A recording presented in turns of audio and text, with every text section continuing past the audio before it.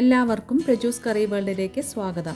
നമ്മുടെയൊക്കെ വീടുകളിൽ കിട്ടുന്ന ഫ്രൂട്ട്സ് ഉപയോഗിച്ച് ഒരു മിക്സഡ് ഫ്രൂട്ട് സ്മൂത്തിയാണ് ഇന്ന് ഞാൻ തയ്യാറാക്കുന്നത്. ഇത് പെട്ടെന്ന് തയ്യാറാക്കാൻ പറ്റിയ ഒരു സ്മൂത്തി റെസിപ്പിയാണ്. കൂടാതെ പഞ്ചസാരയൊന്നും ചേർക്കാത്തത് കൊണ്ട് വളരെ ഹെൽത്തിയുമാണ്. അപ്പോൾ ഇതെങ്ങനെയാണ് തയ്യാറാക്കുന്നത് എന്ന് നോക്കാം. മിക്സഡ് ഫ്രൂട്ട് സ്മൂത്തി ഉണ്ടാക്കാൻ ആവശ്യമായിട്ടുള്ളത് ഒരു പഴം ചെറുതായി കട്ട് ചെയ്തത്. ഞാനിവിടെ ചെറുപഴമാണ് എടുത്തിട്ടുള്ളത്. നിങ്ങളുടെ താല്പര്യമനുസരിച്ച് ഏത് പഴം വേണമെങ്കിലും എടുക്കാവുന്നതാണ്. പഴുത്ത മാങ്ങ ചെറുതായി കട്ട് ചെയ്തത് 1/2 കപ്പ്. പപ്പായ ചെറുതായി കട്ട് ചെയ്തത് 1/4 കപ്പ്.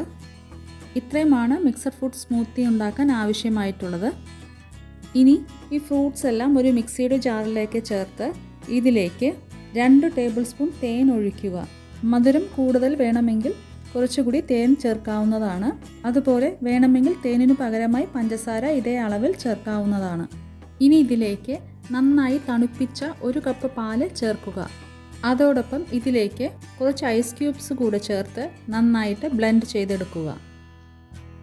ഇപ്പോൾ മിക്സഡ് ഫ്രൂട്ട് സ്മൂത്തി റെഡി ആയിട്ടുണ്ട്. ഇനി ഇതൊരു സെർവിങ് ഗ്ലാസ്സുകളിലേക്ക് ഒഴിച്ച ശേഷം നട്ട്സ് ഉപയോഗിച്ച് ഗാർണിഷ് ചെയ്ത് തണുപ്പോടുകൂടി തന്നെ സെർവ് ചെയ്യുക. ഈ മിക്സഡ് ഫ്രൂട്ട് സ്മൂത്തി ഈ വേനൽക്കാലത്ത് എല്ലാവരും വീട്ടിലൊന്ന് ട്രൈ ചെയ്യണം. ഇഷ്ടമായാൽ ലൈക്ക് ചെയ്യണം, ഷെയർ ചെയ്യണം, കമൻറ്റ് ചെയ്യാനും മറക്കരുത്. അതുപോലെ ചാനലൊന്ന് സബ്സ്ക്രൈബ് ചെയ്ത് സപ്പോർട്ട് കൂടി ചെയ്യുക.